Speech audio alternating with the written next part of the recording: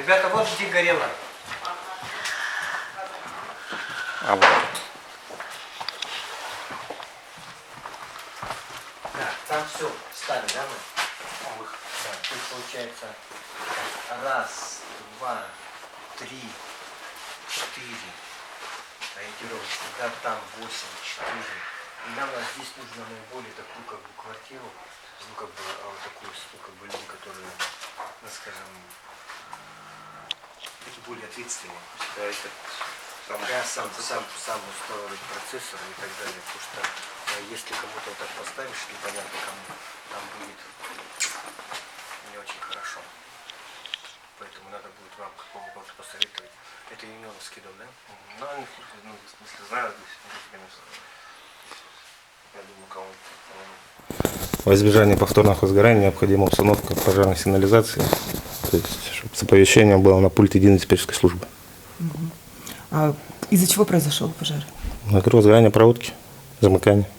То есть вовремя не среагировали, соответственно, спасли, но, сами видите, стены черные. А жертвы были? Нет, Ага, хорошо. Это в каком году было? в 16-м. В 16 году, значит, в этом доме сколько примерно хотите было бы установить? Ну, мне кажется, по одному на пролет, то есть на крыло 8 датчиков было бы неплохо установить. А здесь сколько проживает людей? Так, ну здесь, по-моему, 30 комнат, что ли. Это общежитие, да? Это маневренный фонд, то есть в 2002 году, это была 14-я школа, сюда переселили погорельцев, опять же, как маневренный фонд. Как я и ранее говорил, значит, я готов в промышленном округе установить пожарную сигнализацию для того, чтобы спасти вот этот фонд, который у нас аварийный находится на этой территории города Якутска. Значит, и в основном, конечно, вот такие вот дома, которые и маневровый фонд, и дома касательно, которые в аварийном состоянии, такие вот, где социально тяжело, люди находятся в социально тяжелой ситуации.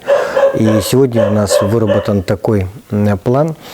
Мы управы получаем перечень домов, делаем объезды с управляющими компаниями по этим домам, находим подрядчика, который будет устанавливаем и передаем эти дома уже с установленной пожарной сигнализацией управляющим компанией и округу. Но сегодня надо будет понимать, что содержание в будущем, значит, обслуживание должно быть, значит, урегулировано совместно, значит, с городскими властями. Как это будет происходить? Мы в этом плане, наверное, в рамках соглашения опишем это все. Но самое главное, сегодня уже есть результаты по городу.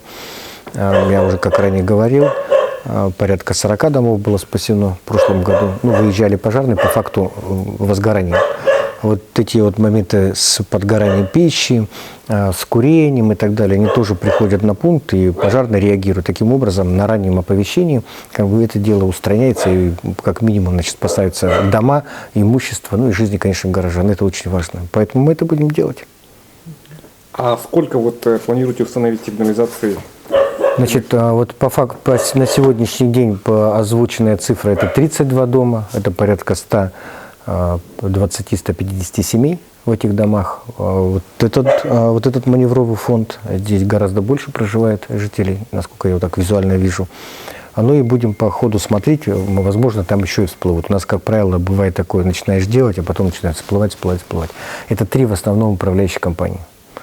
Юнион, значит, столичная, еще. Какая еще у нас управляющая компания? Да?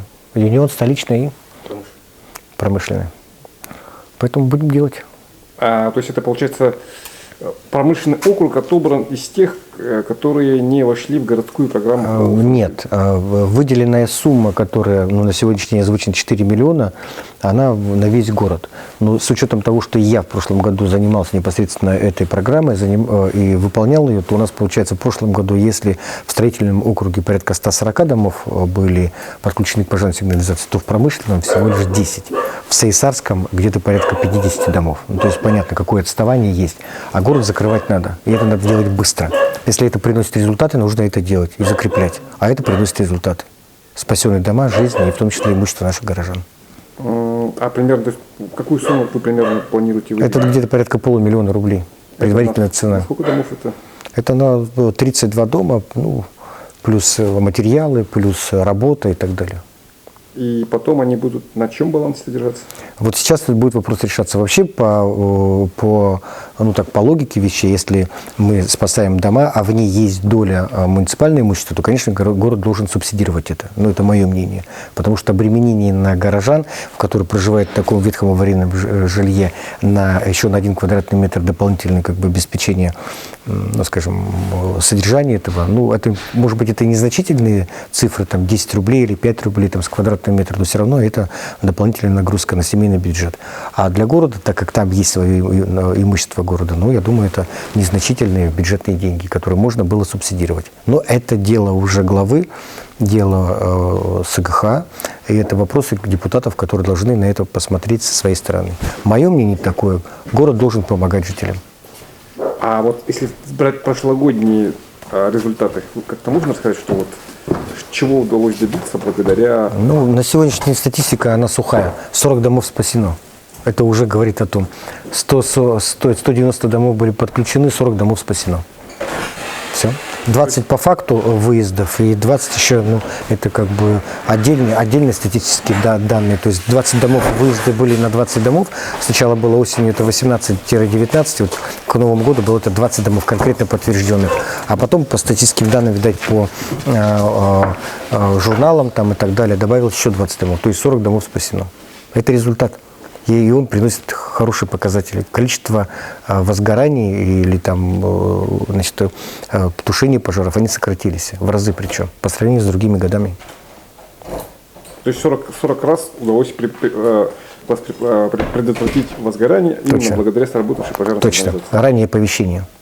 То есть, а сигнал идет, получается, напрямую? GSM, стоит датчик GSM, то есть это сим-карта обычно стоит в пожарной сигнализации, а он при попадании дыма либо температуры срабатывает на пульт ИДДС и пожарной охраны, уходит сигнал, она видит, какой дом, и машина выезжает. При этом еще и обслуживающая организация, та, которая тоже ей поступает сигнал, и их борт или так называемая группа быстрого реагирования приезжает и подтверждает этот факт.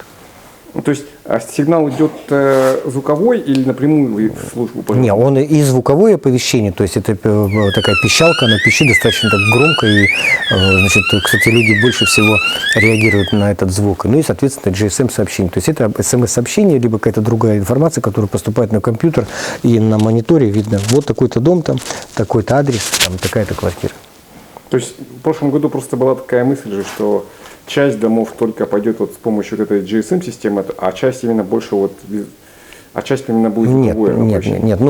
И они такие устанавливались, но такие дома здесь будет установлено однозначно GSM-сообщение, потому что на пульт это должно выходить. Понятно. То есть будет прямое оповещение в ЕДДС города Якутска, либо на пожарную охрану сигнализацию. Но в первую очередь он придет организации, которые это будут обслуживать.